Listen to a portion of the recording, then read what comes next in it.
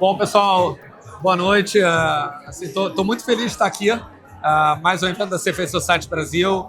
Bom, sou Flávio Papelbaum, presidente da CFA Society. Estou aqui com o Bruno Bagnaroli. O Bruno é CIO de Real Estate, né, da estratégia imobiliária da Jive Mauá. E o Bruno é CFA também.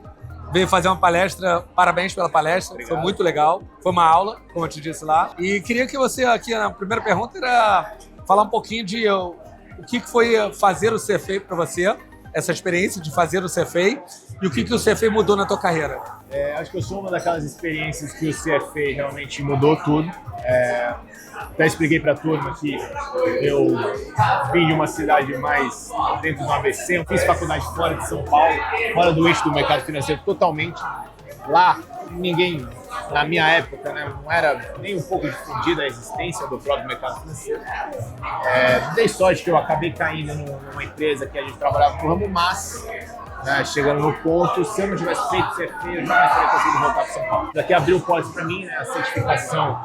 Ela, além de te colocar ali como uma autoridade técnica, ela fala muito alto sobre a sua capacidade de resiliência. Ela fala muito alto sobre a sua capacidade de trabalhar 12 horas por dia e estudar mais 4. Então, ela abre muitas portas. Eu, durante toda a minha carreira, no começo ali, incentivando colegas, depois que eu assumi posições um pouco mais de chefe, né? Eu comecei a incentivar, a pagar para que elas fizessem.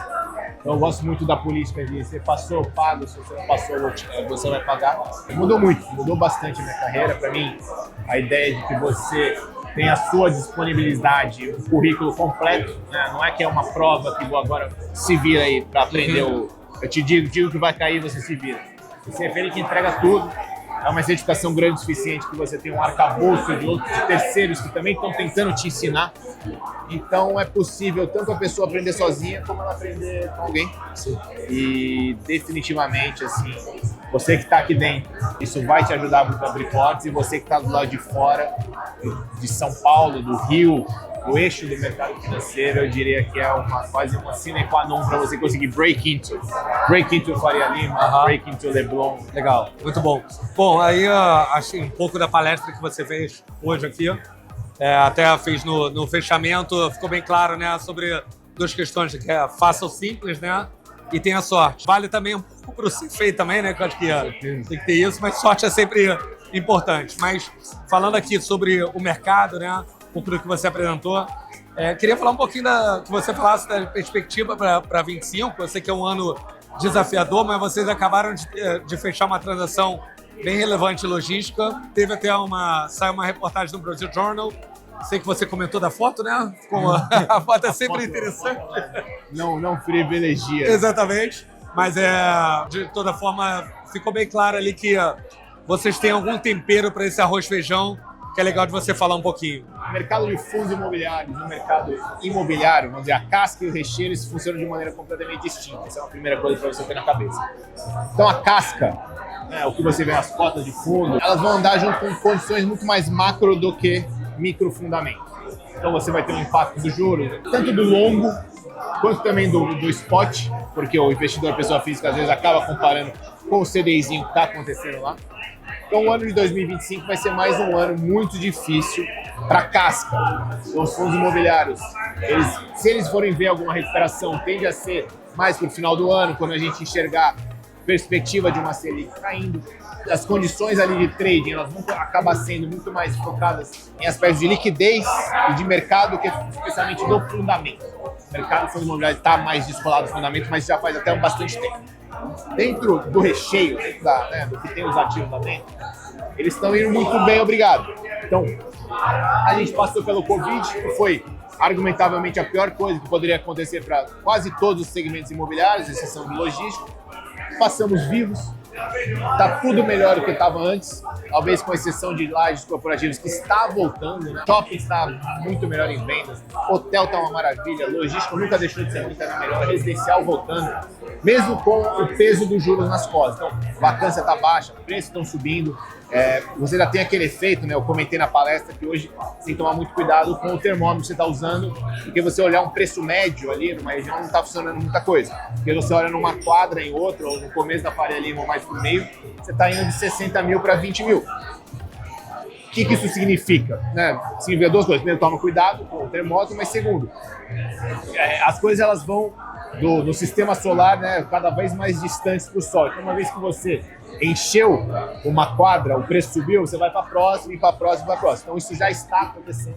Você tem outras regiões aqui de São Paulo de ocupação que estão começando a melhorar e fazia muito tempo que estavam ruins. Tudo isso que eu estou dizendo, né, que depois a gente vai dar uma recortada aqui, mas só para a gente poder pegar todos os takes, é que os fundamentos estão muito bons. O recheio está muito bom. Então, quando você tem essa combinação de a casca está a preços ruins e prejudicados, os fundamentos estão muito bons, o que acontece é que quando voltar o juros, você tem provavelmente uma explosão. O negócio recupera muito rápido. Vai acontecer esse ano? Não sei. Eu não estou apostando que vai acontecer esse ano. Mas se acontecer, acontece mais no final. Isso tudo impacta a entrada de novos investidores, a entrada de novo dinheiro. Eu falo que o mercado de fundo imobiliário é um mercado que a porta de saída é uma porta pequena, mas a porta de entrada é uma porta ampla, porque na hora de entrar você tem novas ofertas, você tem follow-on. Na hora de sair é só vender a cota no secundário. Então na hora de sair a porta é pequena, tudo cai. Mas na hora de entrar, que é o que vem acontecendo já há um tempo, está muito mais difícil de você fazer uma oferta. Muito mais difícil. Então todas as ofertas que aconteceram, eu diria, nos últimos 3 a 4 anos, elas tiveram algum grau de criatividade. Ou seja, uma estrutura diferenciada, você tirar a volatilidade de cota. Essa que a gente fez agora no final do ano, ela aproveitou muito disso. Assim. Como você mesmo falou, um pouco do básico e um pouco de sorte. A gente pensou no básico de entregar o que o investidor estava querendo, que era uma rentabilidade boa, uma certa previsibilidade sem muita volatilidade. Então a gente desenhou algo que encaixou nisso e maravilhoso. Foi uma oferta, uma das maiores ofertas que a gente teve no ano. E uma oferta de bastante sucesso para a gente. Então, ser inovador, ser criativo está sendo não só mais importante, mas está sendo essencial para você conseguir captar nesse mercado de fundos imobiliários. Uma hora, com juros, com macro, uma hora isso daqui inverte. A gente volta para o mercado bullish. Essa hora vai chegar. Legal, com certeza. E falando, vocês aumentaram um pouco a concentração de fundo de tijolo, né? Para essa captação. Tem alguma preferência entre fundo de papel, fundo de tijolo? A gente é uma casa que sempre foi de papel. Eu acho que o crédito imobiliário, na visão do investidor, os fundos de papel estão descontados de um jeito que não estavam há muito tempo. No final do ano passado estava muito descontado, voltou um pouco, mas ainda está barato. Então, na visão de você que está comprando, fundo de papel, para mim é uma boa aposta. Eu estou comprando na física, eu estou falando para meu pai comprar, para minha mãe comprar, porque ele paga bem, paga um bom dividendo, ele tende a ter um retorno que migra para a média. No final do dia é crédito, no final do dia são bons créditos, né? O CRI ele é um crédito muito bem estruturado, tipicamente mais do lado até do high grade do que do high yield. Então você está com desconto sobre o VP, no momento que o crédito pagar, aquele desconto some, vira caixa. Isso aconteceu com o nosso fundo há um mês atrás. A gente teve quase 10% do fundo foi pré-pago, nosso fundo com 30% de desconto. Então, você comprou 70 centavos e recebeu R$1 logo depois. Então, na visão do investidor, está muito bom o fundo de crédito. Na visão do gestor, não está bom alocar em crédito agora. O crédito está amassado, os spreads estão baixos, mais baixos que deveria. Hoje eu olho para algumas operações, eu não consigo enxergar o risco-retorno adequado. Então, na visão de quem está gerindo e comprando um CRI, crédito ou qualquer papel isento, está apertado, está amassado. Mas os fundos eles estão descontados. Então a gente como gestor, o que a gente faz? Eu estava comentando antes que o mercado, os fundamentos do tijolo estão bons. Os vendedores, né? Eu comentei na palestra que o CDI ele é um filme, nunca é uma foto. Então, o filme do CDI está alto há muito tempo, fingiu que ia cair, voltou, pegou todo mundo no contrapé. Imagina você um dono de um imóvel, de um grande galpão, você está querendo fazer liquidez, você já está aqui, ó, muito tempo para vender, você está precisando do dinheiro, você está vendo uma NTNB que lambeu 8 ali, você queria reinvestir, uma hora você aceita uma proposta. Pode ser que demore mais ou menos, mas uma hora o vendedor cansa. Eu acho que é um pouco do mercado que a gente está agora. Então existem boas oportunidades para você comprar ativo, não tem dinheiro. O desafiador está sendo conseguir o dinheiro. A gente conseguiu fazer uma oferta interessante, a gente conseguiu captar o dinheiro, a gente conseguiu fazer um ótimo negócio de volume. É difícil ter um negócio bom e de volume, a gente conseguiu fazer. Acho que tenho confiança que nesse fundo, no longo prazo, passando por um ciclo imobiliário, a gente vai conseguir vender melhor do que a gente comprou, né? Que é a grande tese do fundo, uma tese simples. Né? Então, hoje a gente está com essa preferência de comprar como gestor tijolos e não crédito. Legal. E aí, assim, eu acho que você falou um pouco aqui na tua palestra sobre, mostrou um gráfico bem interessante da diferença do nosso mercado aqui de fundos imobiliários para as REITs, né? É um abismo, de fato, cada um com a sua característica aqui. Eu acho que tem uma evolução acontecendo. A própria 175, ela traz um pouco isso, né? Para a gente tentar convergir um pouco mais. Mas eu queria que, assim, você comentasse um pouco como que a gente vai caminhar, né, para ficar cada vez mais próximo do mercado norte-americano de REITs. Eu acho que a gente nunca vai ser idêntico ao mercado americano por motivos estruturais dentro do Brasil, nem acho que será necessário. Eu acho que o regulador ele vem sendo muito feliz em algumas atualizações, né? Querendo ou não, o mercado de fundos imobiliários ele é um mercado recente, mas tem aí talvez 2 décadas, é um mercado relativamente recente. É um mercado que passou por alguns altos e baixos. A regulação da própria lei que deu inception, né, aos fundos imobiliários é uma lei que precisa passar por atualizações, tem coisas aí que não são previstas, tem mecanismos que, por exemplo, para ações, você tem uma lei das SAs que é muito mais parruda, enquanto você tem um comportamento quase de corporation em alguns fundos imobiliários que você não tem as mesmas proteções. Essa fatia regulatória somada com a fatia de evolução do mercado, hoje em dia, não é mais aquele investidor incauto que compra fundo imobiliário não sabendo muito o que é e achando que está comprando renda fixa. Eu estive lá. As perguntas que eu recebi em 2016 eram muito mais cruas do que as perguntas que a gente recebe hoje. O investidor é mais esperto, apesar do mercado ainda ser composto essencialmente por pessoa física. O mercado de fundos imobiliários amadureceu muito. Deixou de ser aquele negócio que era quase uma casca tributária, depois eram fundos monoativos. Hoje em dia você tem gestores especializados, fazendo crédito, fazendo tijolo, fazendo um segmento específico. Você tem um pouco de tudo.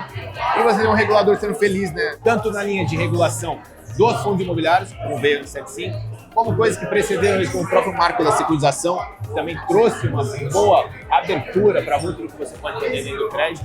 Então, assim, as grandes evoluções, tanto do lado das securitizadoras, da administração de fundos imobiliários, que é uma pauta relevante, tudo isso daqui ele vem sendo, acho que ele vem sendo, felizmente, produzido de uma maneira feliz. A gente sempre tem um pouco da disputa do funding imobiliário, quanto que vai vir do governo, quanto que vai vir dos bancos, quanto está vindo do mercado de capitais. E a boa notícia é que o mercado de capitais ele vem ganhando espaço ano contra ano contra os outros players. Por um lado é um amadurecimento do investidor, por outro lado é um amadurecimento das entidades, todas, desde o regulador até o administrador, até o segurador, até a própria CFA Society. Então acho que esse é um caminho um pouco sem volta. No final do dia a gente vai chegar como no mercado americano, talvez não exatamente, mas mais parecido, que os fundos são mais profissionais, profissionais no sentido de são mais parecidos com empresas, corporations, tomam dívida, as pessoas físicas são estão mais ali envolvidas, na pessoa física gestora está mais envolvida nos próprios liabilities, questões de governança, e aí o mercado tende, né, quando você desamarra o mercado, ele tende a crescer. Então, o mercado imobiliário, de fundo imobiliário ainda é um mercado amarrado, o mercado de crédito imobiliário ainda é um mercado amarrado. Eu acho que é por construção, não é por acidente ou por maldade. Ele precisa crescer com parcimônia, obviamente. Tudo que você está falando de crédito imobiliário, você precisa ter parcimônia. Tudo que você está falando de funding para um setor de ciclo de 10 anos, você precisa ter parcimônia. Eu acho que isso vem sendo de uma maneira correta e o crescimento acho que é justificado. O próximo ciclo de queda de juros, ele vai estar acompanhado de uma regulação que foi estar muito mais favorável. Então, esse próximo ciclo, na minha opinião, tende a ser ainda mais agressivo que os últimos. O caminho está pavimentado. Está bem pavimentado. Como founder, né, da Fintech, você acabou vendendo lá para Mauá, né? E a tua atuação como CIO, mas, assim, conta um pouquinho para a gente aí essa diferença aí de vivências, né?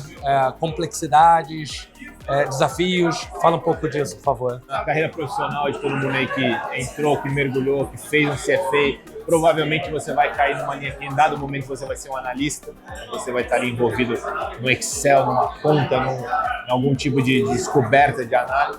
Em algum momento você vai estar mais como gestor de pessoas, um gestor de uma estratégia. Então você está como vendedor, e a gente é muito vendedor. Sim. Mas você não queira, você vai trabalhar com vendas, você vai estar... Os seus stakeholders vão estar te cobrando, nem que seja você vender que o seu trabalho é bom para alguém, você vai estar trabalhando com vendas. Em dado momento você está trabalhando como empresário. Acho que muitos são empresários, muitos se tornarão empresários, muitos, mesmo sendo empregados, vão ter que agir. A minha trajetória ela teve um pouco disso, muito tempo de number crunch, de análise. Acho que foi uma parte que era mais sólida na minha própria formação, né, do jeito que eu penso. Mas acho que realmente eu angariei sucesso quando eu transformei esse alicerce um pouco mais sólido, vindo da própria certificação, vindo do próprio estudo, uma coisa que era mais vendável. Eu trouxe um pouco mais esse quê comercial do negócio, fazer uma leitura na época que a gente fez essa empresa de como que ia se comportar o mercado de crédito imobiliário naquele momento, se a gente podia se aproveitar disso, falar com um monte de investidor, vender, contar uma história bem contada, né? Fala que a gente tava penteando, passando maquiagem no porquinho ali para ficar bem bonitinho. Uma coisa é você vender, outra coisa é você vender quando o cara que está te olhando, a pessoa que está te olhando sabe que você tem um arcabouço técnico forte ali por trás. Então você passa um pouco mais de credibilidade, você é o vendedor técnico que eu falo. Você vai usar isso sempre. Então isso foi muito importante, né, para fazer uma empresa, não obstante todas as complexidades que você tem de gestão de estrutura e pessoas, mas mesmo não fazendo uma empresa, não depois que a gente desinvestiu, essa complexidade ela continua. Você está gerindo a sua equipe, você está gerindo uma estratégia, seja que você está trabalhando num banco, na sua célula, ou numa gestora, você está com uma outra célula de investimento que é paralela ou concorrente à sua, se você está trabalhando num órgão governamental, qualquer um dos grandes players do sistema financeiro, essa dinâmica que você está fazendo gestão de pessoa, gestão de produto, de estratégia, e você também está sendo o market, a cara para o mercado. Né? Você é a cara para o mercado, você é a cara para quem está te trazendo negócio, para o seu cliente, para quem está te investindo. Então, muito na minha leitura, quando você vai afunilando para o final da carreira, você vai carregando cada uma dessas características e elas se transformam em um profissional mais amplo. Acho que pelas fotos que você trouxe, com certeza a gestão de pessoas é muito boa. Agora, só para encerrar mesmo, assim, já celebrei até casamento, mas nunca fiz um podcast aqui como uma entrevista. Então, mas normalmente a gente termina, né, com dar uma dica de um livro, alguma coisa um pouco mais assim da tua vida pessoal. Acho que é legal o pessoal ver também. Acho que é um livro que eu sempre falo, que é o livro do fundador da Netflix, né, do Ron Hoffman, e que ele fala muito dessa teoria de gestão de pessoas, como ele construiu lá, que é uma coisa que eu me espelho muito. Fala um pouco sobre o que é a gestão sobre contexto. Não com o contexto, gerar o contexto certo para que as pessoas naveguem para o mesmo lado. Faça a gestão de uma equipe, mas como eu realmente organizo o meu mindset para ter uma estrutura organizacional, seja na minha empresa, seja na minha célula, acho que é um livro muito interessante. Um livro para você ler na física, que eu acho que é bem legal, é um livro chamado O Gênio Egoísta, do Richard Dawkins. Que é um livro que ele explica tá mais pro científico, mais pro biológico, mas você consegue tirar uma essência ali, um pouco do como que o funcionamento humano acontece, como que ele defende um livro que nenhuma ação, toda ação é 100% egoísta, não existe uma ação verdadeiramente altruísta. Então, apesar de ser uma leitura mais cínica de como que a humanidade funciona, mas você consegue tirar algumas coisas interessantes. E para quem tá mais aí avançado, um livro que eu li recente chama Segunda Montanha. Ele fala geralmente, justamente, que você termina a tua primeira montanha, que foi um bom emprego, uma realização profissional, um bom casamento, qual que é a próxima montanha? O que historicamente, onde as pessoas acham a satisfação depois que elas encontram uma primeira satisfação? Você fez o CFA, você passou uma primeira montanha, você foi aprovado.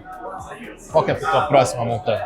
Você conseguiu ter o emprego dos sonhos. E o que você vai fazer? Você vai continuar lá e você vê muita gente que continua perdida, com anos e anos ainda trabalhando na mesma coisa. Você vê que a pessoa está só chafurdando em cima do mesmo conceito e ela não sabe fazer mais nada além de trabalhar, ou ela onde que as pessoas conseguem a felicidade depois? Passa Legal, coisa boas ali de dicas, trabalho. excelente. Dava para fazer mais umas 3 horas com certeza, mas, bom, queria agradecer Bruno Banharoli, CIO aqui da Jive Mauá. Não foi uma palestra que a gente teve hoje, foi uma aula. Então, muito obrigado em nome da CFA Society Brasil e espero que tenhamos novas oportunidades em breve para você falar mais coisa aí pela frente.